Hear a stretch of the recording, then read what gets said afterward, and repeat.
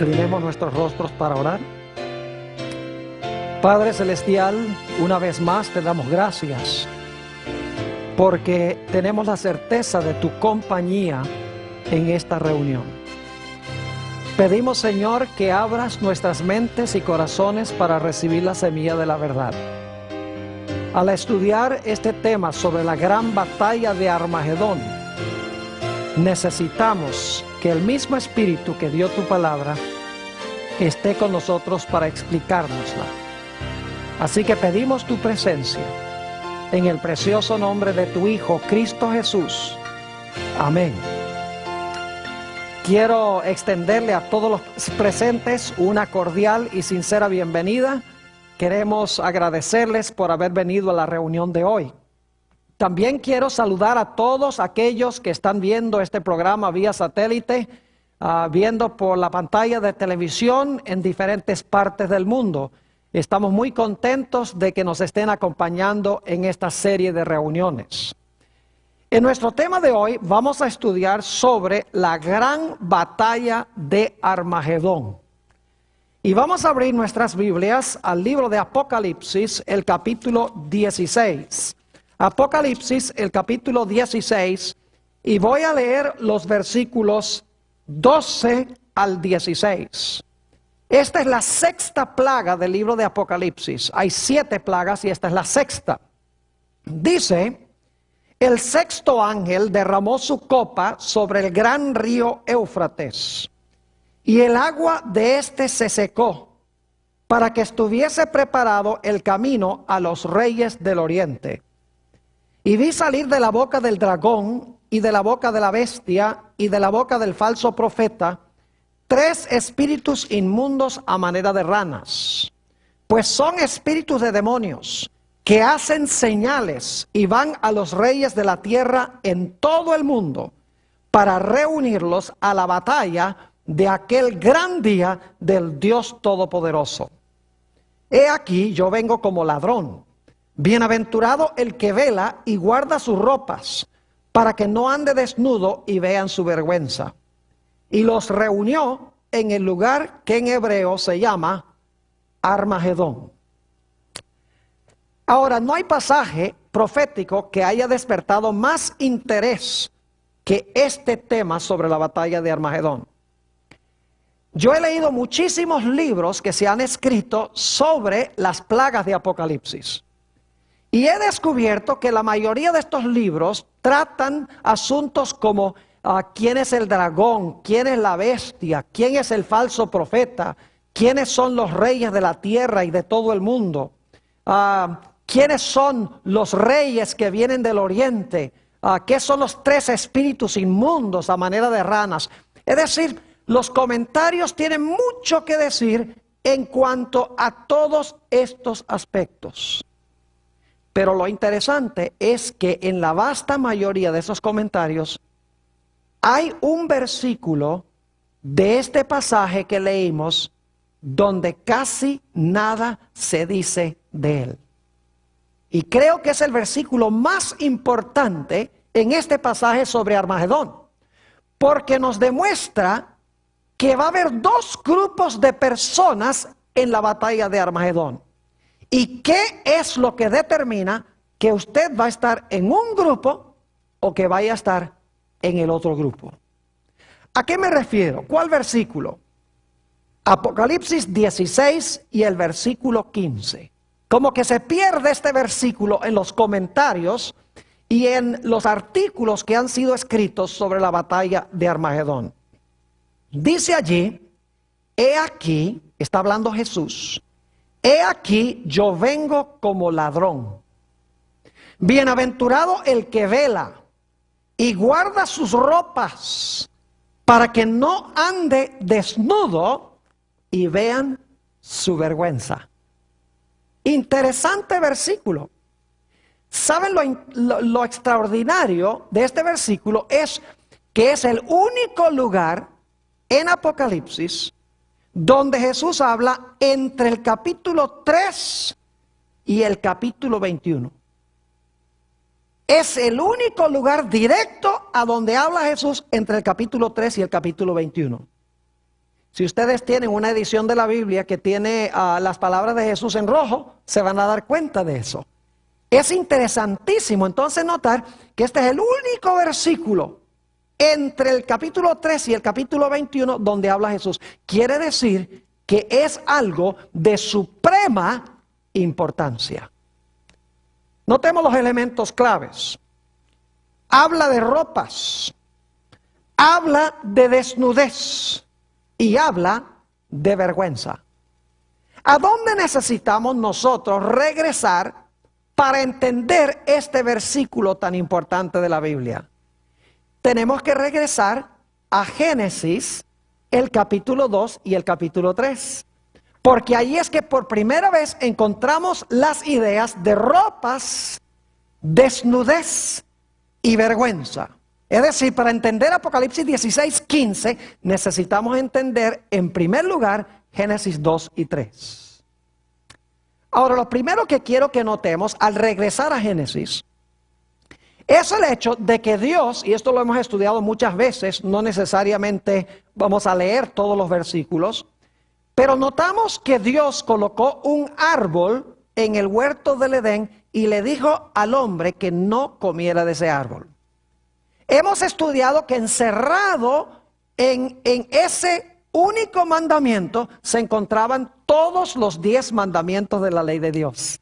Es decir, que cuando se violaba ese mandato de Dios de no comer del árbol, el hombre iba a estar violando todos los 10 mandamientos de la ley de Dios. Iba a deshonrar a su padre, iba a codiciar la posición de Dios, iba a quererse hacerse Dios, iba a traer la muerte, es decir, iba a matar, iba a cometer adulterio, porque en vez de escoger a Dios como su esposo, estaría escogiendo a la serpiente. Es decir, todos los mandamientos estaban encerrados en ese único mandamiento. Así que Dios le dijo al hombre: obedece solamente a tu Creador, guarda el mandamiento que yo he dado, a donde estaban encerrados todos los 10 mandamientos. En realidad, en Génesis 2 y el versículo 15 al 17 encontramos esas palabras. Tomó pues Jehová Dios al hombre y le puso en el huerto de Edén para que lo labrara y lo guardase. Y mandó Jehová Dios al hombre diciendo: de todo árbol del huerto podrás comer, mas del árbol de la ciencia del bien y del mal no comerás, porque el día que de él comieres ciertamente morirás. Dios dice: si desobedeces mi ley, el resultado es que vas a morir. Ahora quiero que notemos la condición original del hombre antes de que desobedeciera a Dios. Noten Génesis, el capítulo 2 y el versículo 25. Vamos a estudiar la condición del hombre en su estado de inocencia, su estado de perfección y santidad, antes de que transgrediera la ley de Dios. Dice en Génesis, el capítulo 2 y el versículo 25, lo siguiente, hablando de Adán y Eva. Y estaban ambos desnudos, Adán y su mujer, y no se avergonzaban. ¿Ven la conexión con Apocalipsis 16:15? Dice que estaban desnudos y no sé qué, y no se avergonzaban. Ahora, debo decirles que estaban desnudos en lo que respecta a vestiduras humanas. Es decir, ellos no tenían vestiduras de seda, ni de lino, ni de gabardina, ni nada de eso. Pero no significa que no estaban vestidos. No estaban vestidos con vestiduras humanas artificiales, pero sí estaban vestidos. Ahora ustedes dicen, ¿de qué estaban vestidos? La respuesta es que estaban vestidos de una luz gloriosa de Dios. Ahora hay muchos textos que podríamos leer, les voy a mencionar algunos y luego vamos a leer uno específicamente. En Génesis, el capítulo 2 y el versículo 25, como hemos visto, Dios dice que el hombre estaba desnudo. Pero lo interesante es que en el Salmo 8 y el versículo 5 y 6, se nos dice que cuando Dios hizo al hombre, lo cubrió o lo coronó de gloria y de lustre. Es decir, Dios coronó al hombre con gloria, con la gloriosa luz de Dios. Por eso dice que cuando el hombre pecó, quedó destituido ¿de qué? De la gloria de Dios. Tenemos en Apocalipsis 12:1 otro ejemplo. donde habla de una mujer que representa la verdadera iglesia. Está vestida de blanco, pero las vestiduras blancas, dice Apocalipsis, que son las vestiduras del sol. Es decir, sus vestiduras son blancas, pero es la luz del sol la que la viste. En Mateo 17 y el versículo 3 y 4 encontramos la transfiguración de Jesús. Y dice que los mantos de Jesús le brillaban como la luz del sol. Es decir, cuando la Biblia dice que los ángeles, que Dios, que el hombre originalmente tenía vestiduras blancas, en realidad esas vestiduras blancas eran vestiduras ¿de qué? Vestiduras de luz. Y saben que cuando la Biblia dice que Dios está vestido de blanco, también quiere decir que está vestido con luz. Este texto yo lo quiero leer, el Salmo 104 y los versículos 1 y 2. Salmo 104 y los versículos 1 y 2, para que ustedes se den cuenta que cuando la Biblia dice que Dios está vestido de blanco, en realidad está vestido de luz. Dice allí, en el Salmo 104, 1 y 2, bendice alma mía a Jehová. Jehová, Dios mío, mucho te has engrandecido. Te has vestido de gloria y de magnificencia. Ahora escuchen esto. El que se cubre ¿de qué? De luz como de vestidura, que extiende los cielos como una cortina. ¿De qué está vestido Dios según esto? Dios está vestido de luz. Y así era con Adán y Eva. Antes de que pecaran, cuando eran obedientes a la ley de Dios, cuando eran inocentes y estaban en su condición de santidad, estaban desnudos en lo que respecta a vestiduras artificiales humanas, pero estaban cubiertos de la gloriosa luz de Dios. Pero luego, Adán y Eva, como sabemos, escogieron desobedecer la santa ley de Dios. Es decir, desobedecieron, quebrantaron, transgredieron la ley de Dios. Y cuando quebrantaron la ley de Dios, inmediatamente se realizó un cambio en Adán y Eva. Leamos en cuanto a ese cambio en Génesis 3 y el versículo 7. Génesis, el capítulo 3 y el versículo 7. Dice allí, entonces fueron abiertos los ojos de ambos, es decir, los ojos de Adán y Eva, y conocieron que estaban ¿qué? Desnudos, pero si la Biblia dice que en su estado de inocencia estaban desnudos también. Debe ser que estaban cubiertos con luz. Y ahora la luz se fue y se dan cuenta que están ¿qué? Desnudos. Así que dice, entonces fueron abiertos los ojos de ambos y conocieron que estaban desnudos. El primer resultado del pecado. ¿Y cómo procuraron resolver el problema? Dice, entonces cosieron hojas de higuera y se hicieron delantales. Pero ¿saben algo interesante? Que aún después de cubrir sus cuerpos con el delantal, todavía se sentían desnudos. Nota lo que dice el versículo 9 y 10. Aunque se habían cubierto con vestiduras artificiales, todavía se consideraban que estaban desnudos. Dice en el versículo 9, mas Jehová Dios llamó al hombre y le dijo, ¿dónde estás tú? Y él respondió, oí tu voz en el huerto y tuve miedo porque estaba ¿qué? Desnudo y me escondí. Estaba escondido, pero ya estaba cubierto con las hojas de higuera, ya no estaba desnudo. Pero dice, yo me siento ¿qué? Desnudo, porque aunque tenía las hojas de higuera artificiales, ¿qué era lo que no tenía? No tenía la cobertura gloriosa de luz de Dios. Es decir, el primer resultado del pecado fue desnudez. Y cuando Adán y Eva procuraron cubrir la vergüenza de su desnudez con hojas de higuera, de nada sirvió porque todavía estaban desnudos, porque no tenían la luz gloriosa de Dios. Y por lo tanto la Biblia dice que Adán y Eva se avergonzaban porque no tenían la vestidura de luz y estaban desnudos. ¿Ven la conexión con Apocalipsis 16:15? Clara conexión. Ahora, Dios prometió, como hemos estudiado, que Él iba a mandar a un Mesías que iba a luchar contra Satanás y le iba a vencer para devolverle a Adán y Eva y a todos sus descendientes lo que ellos habían perdido. Vamos a Génesis, el capítulo 3 y el versículo 15, donde Dios le habla a la serpiente y hace esta promesa a Adán y Eva. Génesis 3 y el versículo 15. Aquí está hablando Dios a la serpiente. Y pondré enemistad entre ti y la mujer, y entre tu simiente y la simiente suya. Esta, es decir, la simiente de la mujer, te herirá en la cabeza y tú le herirás en el calcañar. 4 elementos claves en este versículo. En primer lugar, dice que hay una mujer. En segundo lugar, dice que hay una serpiente. En tercer lugar, hay enemistad. Y en cuarto lugar, hay 2, ¿qué? Simientes o descendientes. 4 elementos, una mujer, una serpiente, enemistad y 2 simientes. Y lo que Dios le está diciendo a Satanás es, tú le has quitado la envoltura de luz al hombre, tú le has quitado todo lo que yo le di, pero yo te quiero decir que yo voy a mandar al mundo a un libertador. Ese libertador te va a hacer la guerra.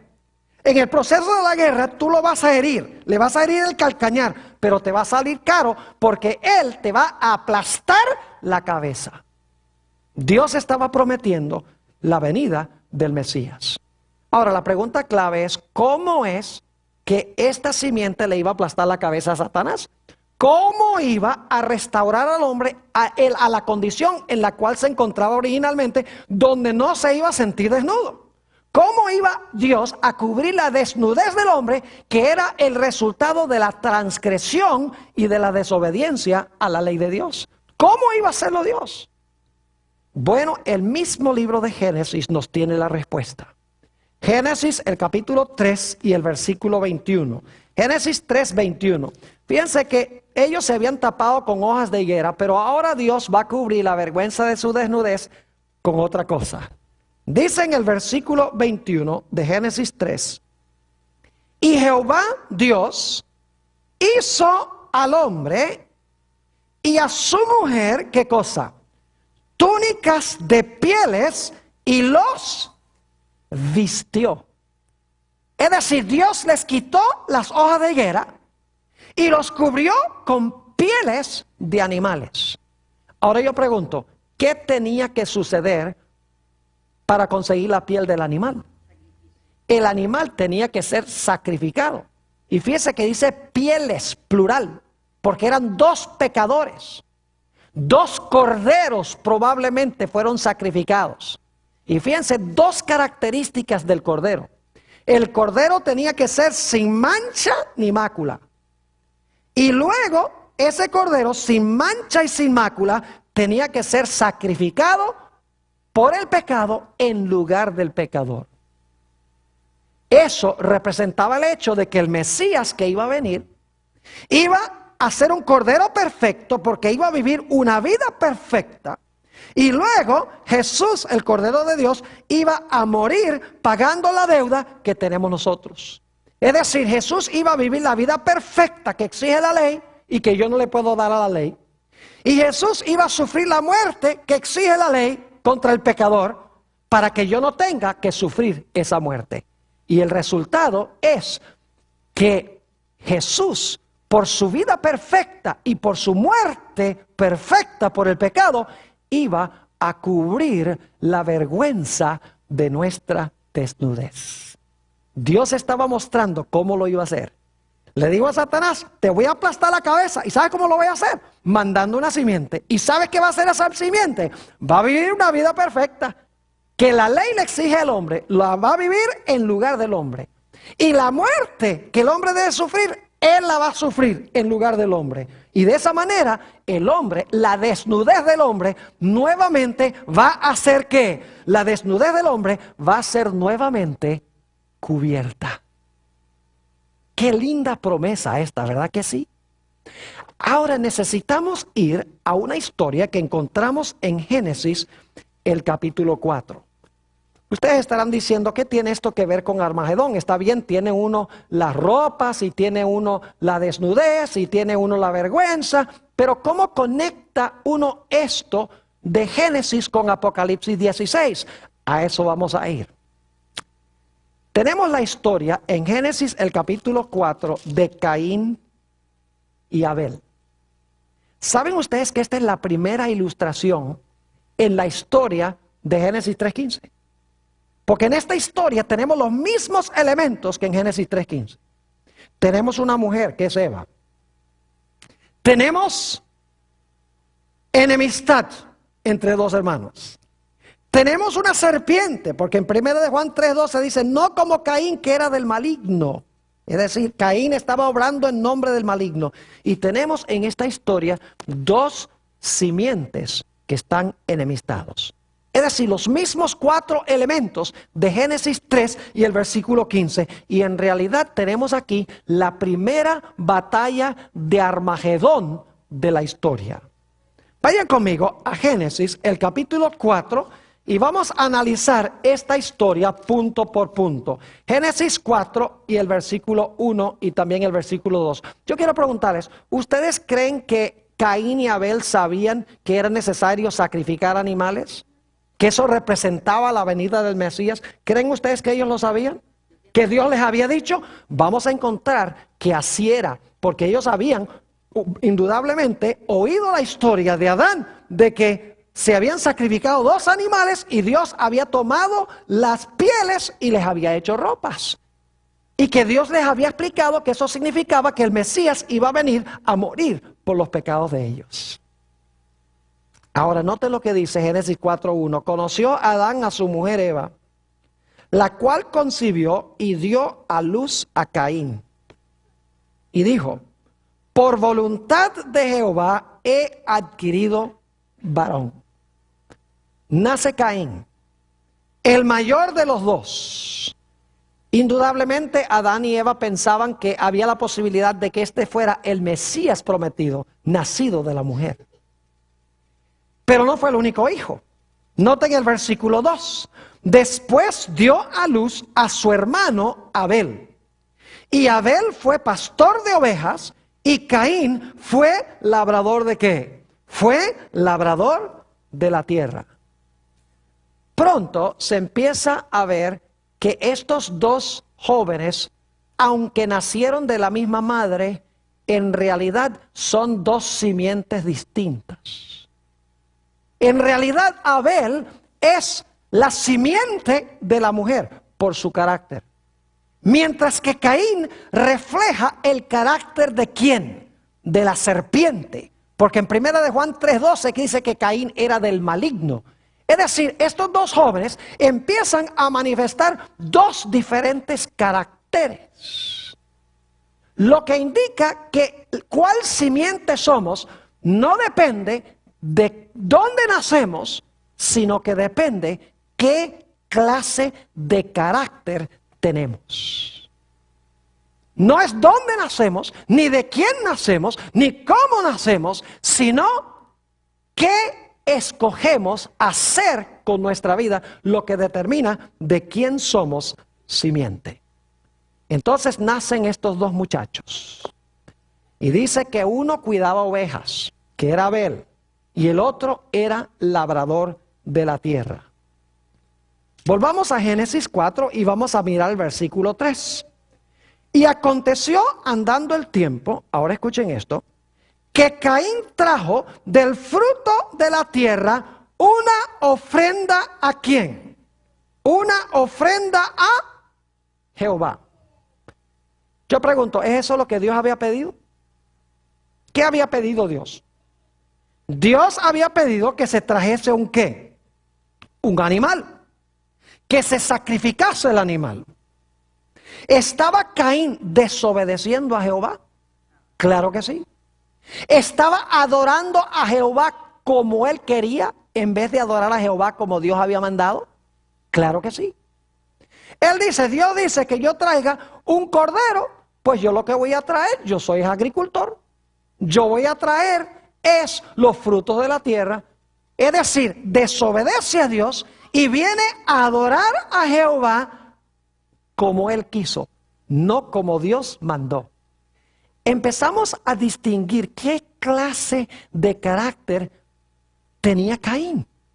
Era desobediente a los mandatos de Dios y adoraba a Dios como él quería, no como Dios había mandado. Y algunos dicen, pastor, ¿usted cree que Caín sabía que él tenía que traer un animal y desobedeció a Jehová de todas maneras? Claro que sí. Déjeme compartirles las razones. Y no vamos a leer los versículos todos, porque no hay el tiempo, pero se los voy a mencionar.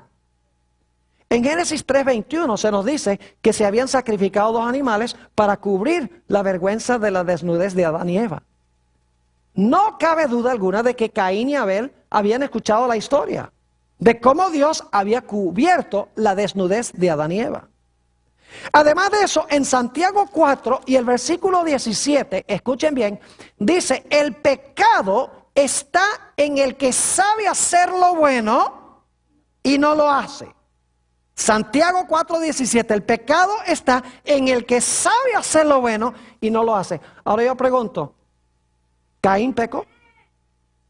Note lo que dice en Génesis 4 y el versículo 7. Génesis el capítulo 4 y el versículo 7.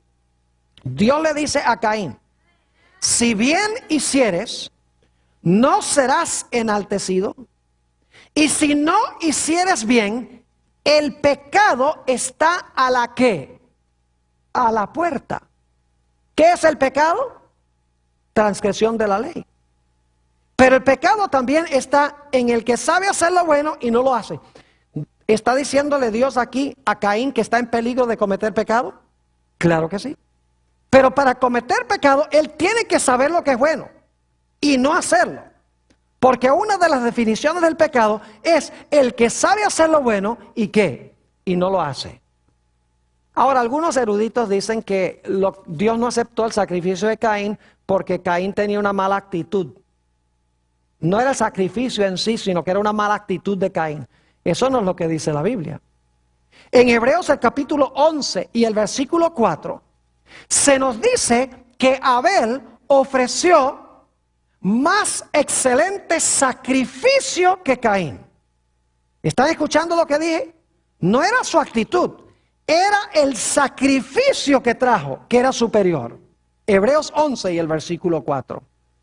Además de eso, ya vimos en Génesis 4:7 que Dios le dice a Caín, si tú haces bien, tú vas a recibir bendición. Pero si tú haces mal, el pecado está a la puerta. Noten que el problema de Caín no era su actitud, sino el actuar mal o el hacer mal. Porque Dios dice, si tú haces mal, el pecado está a la puerta. No tenía que ver con la actitud mala de Caín, sino que tenía que ver con sus acciones. La acción de traer lo que Dios no había mandado y adorar a Dios como él quería. Además de eso, en 1 de Juan 3:12 se nos dice claramente, en 1 de Juan, el capítulo 3 y el versículo 12, se nos dice claramente que las acciones de Caín eran malas. Dice allí, no como Caín, que era del maligno y mató a su hermano. ¿Y por qué causa le mató? Ahora escuchen esto. Porque sus obras eran ¿qué? Malas y las de su hermano justas. ¿Era la actitud de Caín la que era mala? No, eran sus ¿qué? Sus actos los que eran malos. Dios había pedido ¿qué cosa? Dios había pedido el sacrificio de un animal y Caín a sabiendas desobedece lo que Dios ha revelado y viene y adora a Dios, no como Dios ha mandado, sino como él ¿qué? Como él quiso. Ahora quiero que noten un par de detalles muy interesantes en Génesis 4 y el versículo 4. Génesis 4 y el versículo 4. Leamos el 3 para el contexto. Dice, y aconteció andando el tiempo que Caín trajo del fruto de la tierra una ofrenda a Jehová. Y ahora escuchen esto. Y Abel trajo también de los primogénitos de sus ovejas, de lo más gordo de ellas. O como dicen algunas versiones, trajo también su grasa. Ahora, ¿por qué es importante eso? Trajo los primogénitos y ofreció la grasa. ¿Cómo sabía Abel que debía ofrecer los primogénitos y que debía quemar la grasa en el altar si Dios no se lo reveló? ¿Saben ustedes que más adelante, en el sistema de sacrificios de Israel, Dios mandó a traer los primogénitos y mandó a quemar la grasa en el altar? Es decir, Abel sabía, Dios había mandado que era lo que había que traer. Si ustedes quieren textos para eso, Levítico 27:26, en el sistema de sacrificios, dice que Israel tenía que traer los primogénitos para sacrificar. Y en Levítico 4:26 dice que se tenía que presentar para consumir la grasa delante de Jehová. Y además de eso, en Hebreos, el capítulo 9 y el versículo 22, dice que sin derramamiento de sangre no hay ¿qué? No hay remisión de pecados.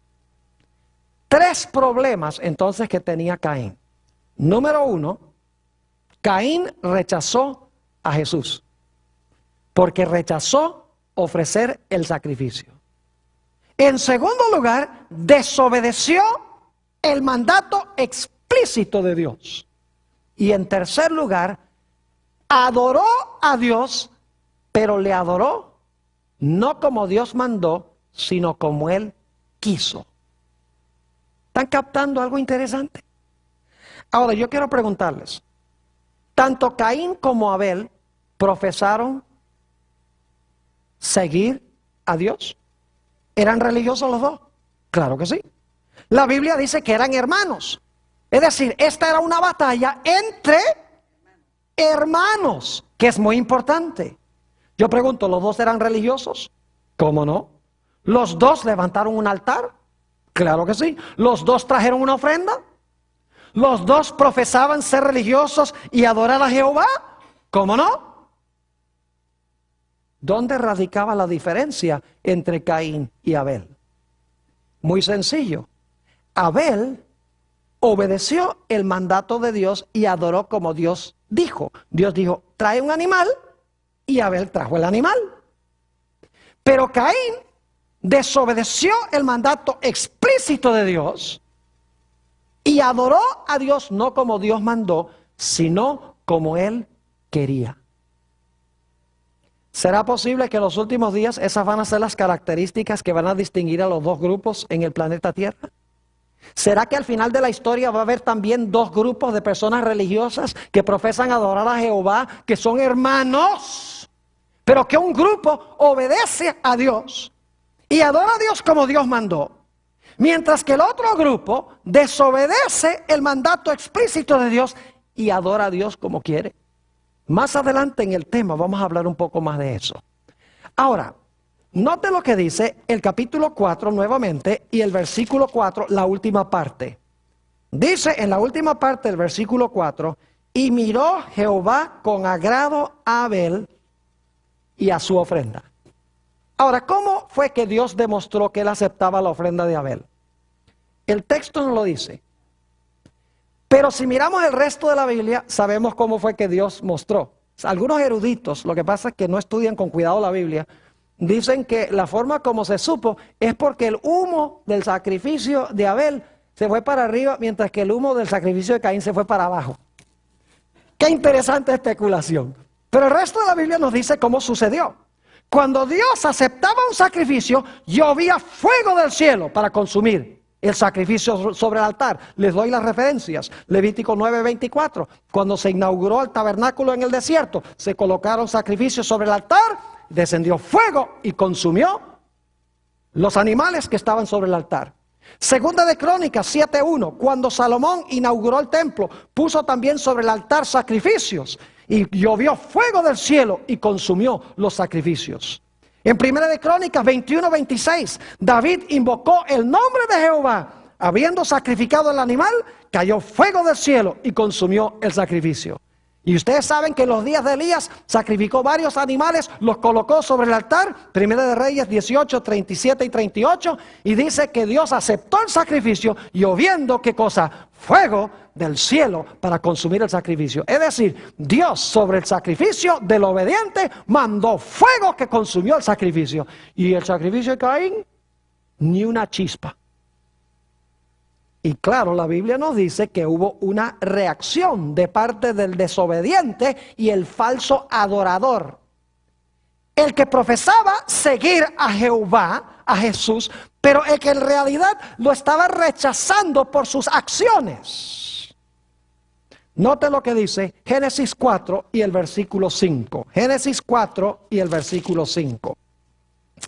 Dice, pero no miró con agrado a Caín y a la ofrenda suya. Y ahora escuchen. Y se ensañó Caín en gran manera y decayó su semblante. Es decir, puso la cara larga, por usar una expresión que conocemos muy bien. Estaba furioso. Estaba furioso con su hermano y estaba furioso ¿con quién? Estaba furioso con Dios porque no había recibido la bendición de Dios. ¿Será posible que en los últimos días los hijos de Dios van a ser bendecidos, su pan va a ser seguro, su agua va a estar segura, mientras que los que rechazan la verdadera adoración y quebrantan los mandamientos de Dios van a estar padeciendo hambre y sed? ¿Y eso va a ensañar a esa gente contra Dios y contra el remanente final? Obviamente que sí. Así que se enfurece. Y luego Dios trata de razonar con Caín, como trata de razonar con aquellos hoy que adoran a Dios como les conviene, que desobedecen a Dios, revelándoles la verdad y tratando de decirles, mire, si ustedes sencillamente hacen lo que yo digo, no va a haber problemas. Voy a bendecir el sacrificio de ustedes también. Noten Génesis el capítulo 4 y el versículo 6. Entonces Jehová dijo a Caín, ¿por qué te has ensañado? ¿Y por qué ha decaído tu semblante? Si bien hicieres, no serás enaltecido. Y si no hicieres bien, el pecado está a la puerta. Con todo esto, a ti será su deseo y tú te enseñorearás de él. En realidad lo que está diciendo es que el pecado tiene ganas de entrar para enseñorearse de ti. Pero tú debes dominar el pecado haciendo el bien. Pero Dios, al razonar con Caín, no pudo persuadirlo ni convencerlo. Caín no estaba arrepentido. Se volvió altanero contra Dios. Y dice que Caín hizo algo terrible. Se desquitó con Dios matando a su hermano. Noten Génesis el capítulo 4 y el versículo 8. Y dijo Caín a su hermano Abel, salgamos al campo. Es decir, Caín y Abel ahora hablan. Me imagino que Abel le habrá dicho a su hermano, mira, si tú ofreces el sacrificio que Dios mandó, Dios te va a bendecir a ti también. Si tú adoras a Dios como Dios ha mandado, todo te va a ir bien. Y Caín dice, ¿quién eres tú para enseñarme a mí? Si yo soy tu hermano mayor, tú tienes que escuchar en lo que yo digo. Yo no tengo que escucharte a ti. Y dice ahí en Génesis el capítulo 4 y el versículo 8 que algo terrible sucedió. Y dijo Caín a su hermano Abel, salgamos al campo.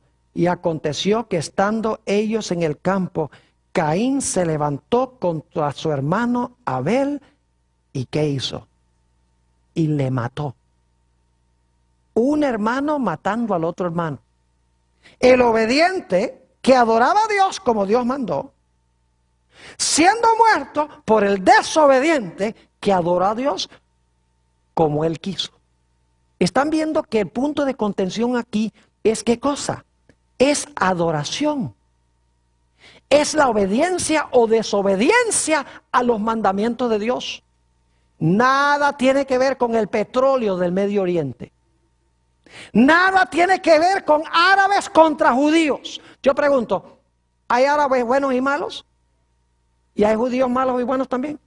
Entonces, si usted dice que la guerra final es entre árabes y judíos, usted está diciendo que es una guerra de buenos y malos contra buenos y malos. La Biblia indica que la primera batalla fue una batalla entre dos diferentes caracteres. Uno obediente que adoró como Dios mandó y el otro desobediente que adoró como él quiso, no como Dios mandó. ¿Están entendiendo lo que estoy diciendo?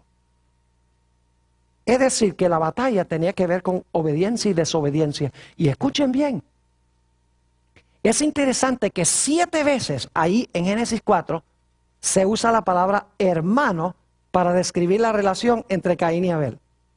Note lo que dice en Génesis, el capítulo 4 y el versículo 9 y 10. 4, 9 y 10. Dice allí, y Jehová dijo a Caín, ¿dónde está Abel tu hermano? Y él respondió, no sé. ¿Soy yo acaso guarda de mi hermano?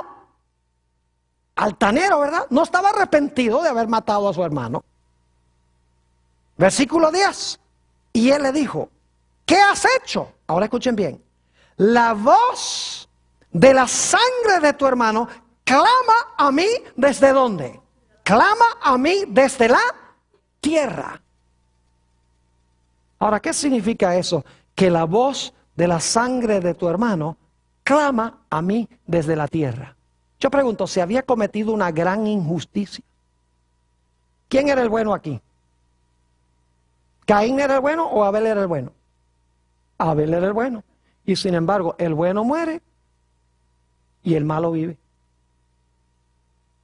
¿Era necesario rectificar esta situación? Claro que sí. ¿Era necesario que se le hiciera justicia? Sí, lo que está diciendo esto es que la sangre de Abel estaba clamando a Dios para que se le hiciera ¿qué cosa? Para que se le hiciera justicia. Porque si había cometido una gran injusticia, el obediente y verdadero adorador fue matado por el desobediente y el falso adorador. Pregunto, ¿será que eso se va a repetir al final de la historia otra vez? Oh, claro que sí. Ahora, note lo que dice Génesis, el capítulo 4 y el versículo 11. Génesis 4 y el versículo 11. Dios le dice a Caín, ahora pues maldito seas tú de la tierra, que abrió su boca para recibir de tu mano la sangre de tu hermano. Y luego el versículo 15 nos dice que Dios hace algo especial con Caín. Dice, y le respondió Jehová, ciertamente cualquiera que matare a Caín 7 veces será castigado. Entonces Jehová puso señal en Caín para que no lo matase cualquiera que lo hallara. ¿Qué recibió Caín, el desobediente y el que practicó falsa adoración? Recibió una ¿qué? Recibió una marca. ¿Será posible que en los días finales los desobedientes van a recibir una marca? Oh, ustedes saben que sí, en el libro de Apocalipsis se encuentra. Ahora escuchen bien. Vamos a hacer la aplicación de esta historia. Esta historia es la primera batalla de Armagedón. La única diferencia entre el principio y el fin es que al principio la batalla era entre 2 individuos. Mientras que al final de la historia va a ser entre 2 grupos de alcance mundial. Un grupo tendrá el carácter de Abel y el otro grupo tendrá el carácter de ¿quién? De Caín. Un grupo adorará a Dios como Dios mandó, un grupo adorará a Dios como Dios ha mandado, el otro grupo va a desobedecer los mandatos explícitos de Dios y va a adorar a Dios, no como Dios mandó, sino como ellos quieren. Esos son los 2 grupos. Es decir, el grupo obediente son los que están cubiertos con el manto, mientras que los que están desnudos son aquellos que son desobedientes a Dios y adoran a Dios como a ellos les conviene. ¿Saben ustedes que en el libro de Apocalipsis hay interesantes contrastes? Por ejemplo, en Apocalipsis tenemos 2 trinidades. Yo no sé si ustedes sabían eso. Hay 2 trinidades. Está el Padre, el Hijo y el Espíritu Santo en el capítulo 1 y luego está el dragón, la bestia y el falso profeta. Es decir, en Apocalipsis hay 2 trinidades que representan los 2 lados. En Apocalipsis también hay 3 ángeles en cada lado. Porque en el lado de Satanás dice que sale de la boca del dragón y la bestia y el falso profeta 3 espíritus inmundos a manera de ranas. Y los espíritus inmundos son ángeles caídos. Pero Dios también tiene 3 ángeles. Se vieron 3 ángeles volar por en medio del cielo, según Apocalipsis el capítulo 14. El propósito de los mensajes de los 3 ángeles de Dios es reunir a toda la raza humana en el lado de Dios. El propósito de los 3 espíritus a manera de ranas, según Apocalipsis 16, 14, es reunir a toda la tierra en rebelión contra Dios. Es interesante notar también que en Apocalipsis hay 2 marcas. Está la marca de la bestia, que distingue a los falsos adoradores y los que desobedecen la ley de Dios. Y está el sello de Dios, que distingue a los obedientes a Dios y a aquellas personas que adoran al Creador del cielo, la tierra, el mar y las fuentes de las aguas. Y en Apocalipsis hay 2 grupos que siguen a 2 diferentes líderes. En Apocalipsis 14:1 dice que los fieles siguen al Cordero por donde quiera que va. Mientras que en Apocalipsis 13:3 dice que los rebeldes marcharon o siguieron en pos de ¿quién? En pos de la bestia. 2 grupos caracterizados por Caín y Abel. Y permítame compartir con ustedes que en Apocalipsis tenemos nosotros esta idea de lavar las vestiduras y blanquearlas en la sangre del Cordero. Volviendo otra vez a la idea de Génesis. No lo vamos a leer por la premura del tiempo, pero en Apocalipsis 7:14, hablando de la gran muchedumbre, dice, estos son los que han lavado sus vestiduras y las han blanqueado en la sangre del Cordero. Es decir, han aceptado de verdad ¿a quién? A Jesús. Pero yo pregunto, ¿cómo se manifiesta esa aceptación de Jesús? Se manifiesta por practicar la verdadera adoración. Porque en Apocalipsis 14, 6 y 7, hablando de los mismos que han blanqueado sus ropas en la sangre del Cordero, están cubiertos con el manto glorioso de Dios, que es la verdadera aceptación de Jesús, se nos dice en Apocalipsis 14, 6 y 7, vio otro ángel volar por en medio del cielo que tenía el evangelio eterno para predicarlo a los que moran en la tierra, a toda nación, tribu, lengua y pueblo, diciendo en alta voz, temed a Dios y dadle gloria, porque la hora de su juicio ha llegado. Y ahora escuchen, y adorad a aquel que ha hecho el cielo, la tierra, el mar y las fuentes de las aguas. Es decir, los que siguen a Dios tienen sus mantos blanqueados en la sangre del Cordero. Han recibido a Jesús. Están cubiertos su desnudez del pecado. Pero eso se manifiesta por el hecho de que adoran al Creador en su santo sábado, dicho sea de paso, como Dios ha mandado. No solo eso, sino que los que siguen a Dios guardan su ley, obedecen sus mandamientos. Apocalipsis 14, 12, el mensaje del tercer ángel nos dice esto. Aquí está la paciencia de los santos. Aquí están los que guardan los mandamientos de Dios y la fe de Jesús. Y Apocalipsis 12, 17 nos dice que Satanás va a estar airado al final de la historia contra los que guardan los mandamientos de Dios. Y ¿saben lo interesante? Apocalipsis 12, 17 es el cumplimiento de Génesis 3, 15. Porque están los mismos 4 elementos. Leamos Apocalipsis 12, 17. ¿Recuerdan los 4 elementos al principio? Dice, entonces el dragón se llenó de ira ¿contra quién? Contra la mujer. ¿Hay una mujer en ese versículo? Oh, hay una mujer. Y se fue a hacer guerra. ¿Hay un dragón o una serpiente también? Oh, una mujer y una serpiente. Génesis 3:15. Y se fue a hacer guerra. ¿Enemistad también? Oh, claro que sí. Contra el remanente de la simiente de ella. ¿Oh, hay simiente también? Claro que sí. Entonces, la batalla entre Caín y Abel se amplía en la batalla final entre el dragón y la mujer y sus descendientes. Es la misma batalla, solo que al principio eran 2 personas. Al final, ¿qué es? Al final son 2 grupos de alcance ¿qué? De alcance mundial o global. ¿Están entendiendo lo que estoy diciendo? Ahora escuchen bien. ¿Ustedes recuerdan cómo clamaba la sangre de Abel para que se hiciera justicia? Yo pregunto, ¿durante la Edad Media murieron muchos de los verdaderos hijos de Dios? ¿Quemados en la hoguera por la Inquisición, por ejemplo? Claro que sí. ¿Fue justo eso? No. ¿Quiénes ganaron? Aparentemente.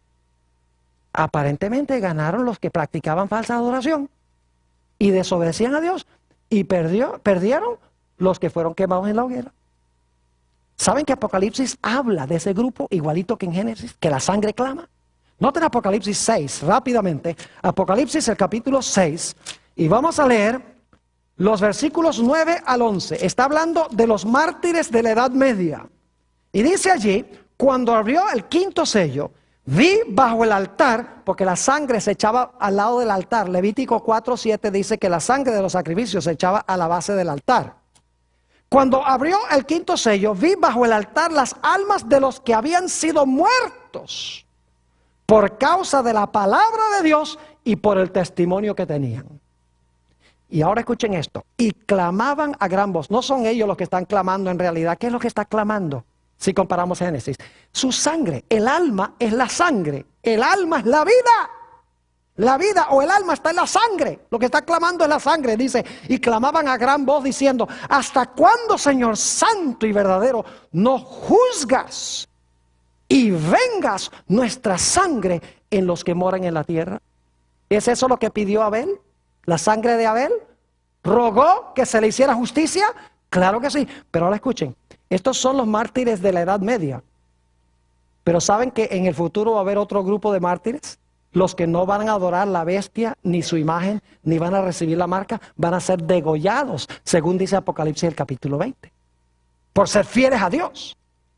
Dice en el versículo 10, y clamaban a gran voz diciendo, ¿hasta cuándo, Señor santo y verdadero, no juzgas y vengas nuestra sangre en los que moran en la tierra? Y ahora escuchen, y les dieron vestiduras blancas. Simbólicamente está diciendo que Dios está diciendo, no se preocupen, que ustedes están seguros, están sanos y salvos. Y se les dijo que descansasen todavía un poco de tiempo, es decir, tienen que todavía dormir un rato. Y dormir significa que estar ¿qué? Estar muerto. Dicho sea de paso, si están durmiendo no pueden estar clamando. No son ellos los que están clamando, ¿está clamando qué cosa? La sangre. Y se les dieron vestiduras blancas y se les dijo que descansasen todavía un poco de tiempo hasta que ahora escuchen, hasta que se completara el número de sus consiervos y sus hermanos que también habían de ser muertos como ellos. Es decir, ese grupo de mártires se dice, descansen, ustedes están seguros, tienen sus vestiduras blancas, dice, pero en el futuro va a haber otro grupo. Cuando se complete el grupo de los mártires, entonces voy a vengar la sangre de todos ustedes a la misma vez. Y la Biblia enseña que se va a hacer resucitándolos ¿de qué? Resucitándolos de los muertos. Quiero preguntarles, ¿será que los rebeldes al final de la historia también van a recibir una marca? Claro, todo esto es coincidencia, ¿verdad? Ustedes saben que no es coincidencia. Génesis es la mejor forma de explicar la batalla de Armagedón. ¿Sobre qué se está peleando? Ahora escuchen. El libro de Apocalipsis dice que sobre los rebeldes que adoran a la bestia y no a Dios, pero aunque profesan adorar a Dios. Los que quebrantan los mandamientos de Dios, en vez de guardar los mandamientos de Dios, van a recibir ¿qué cosa? Van a recibir la marca de la bestia. Y algunos dicen, ay, pero pastor, la marca que se le dio a Caín era una marca de protección, que no lo podían matar. En cambio, la marca de la bestia no es una marca de protección, sí lo es. Porque dice en la Biblia que cualquiera que tiene la marca de la bestia, no lo van a matar. Los que no reciben la marca de la bestia, puede ser que los vayan a matar. Pero ¿sabe lo que es interesante? No importa que lo maten a uno en esta vida. No interesa. Porque en realidad Dios dice, yo te voy a resucitar de los muertos por haber sido fiel. Así que cuidado con recibir la marca de la bestia, que es lo mismo que la marca de Caín. ¿Me están entendiendo lo que estoy diciendo? Ahora, escuchen bien. Tenemos ya que llegar a la conclusión de lo que estamos hablando. ¿Será que al final de la historia la gran batalla va a ser entre dos grupos que profesan adorar a Dios? La Biblia enseña eso. Escuchen bien. ¿Saben ustedes que a través de la historia los peores enemigos del pueblo de Dios son otros que se dicen pueblo de Dios? Por ejemplo, Caín profesaba servir a Dios y mató a su propio hermano. Yo pregunto, ¿quiénes eran los peores enemigos de los profetas en el Antiguo Testamento? Oh, los filisteos y los babilonios. No, señor, ¿quiénes? Oh, el mismo pueblo a quienes eran enviados, que estaban en apostasía. ¿Quién acabó con la vida de Jesús? Oh, los romanos odiaban a Jesús. Los romanos no odiaban a Jesús. ¿Quién odiaba a Jesús? El mismo pueblo que vino a salvar. Yo pregunto, ¿quién atacó a la iglesia verdadera durante los 1260 años? Fue una iglesia que profesaba ser ¿qué? Cristiana. Y en los últimos días, escuchen bien, se nos dice en San Juan, el capítulo 16 y el versículo 1 y 2, y vamos a leer eso, será nuestro último texto, San Juan 16 y el versículo 1 y 2. Nos dice Jesús, está hablando a sus discípulos, pero también a nosotros, lo siguiente: estas cosas os he hablado para que no tengáis tropiezo. Os expulsarán de las sinagogas, que son iglesias, y aún viene la hora cuando cualquiera que os mate pensará que rinde servicio a Dios, que le están haciendo un favor a Dios. Mis hermanos y mis hermanas, apreciadas visitas, asegurémonos de estar en el lado de Dios.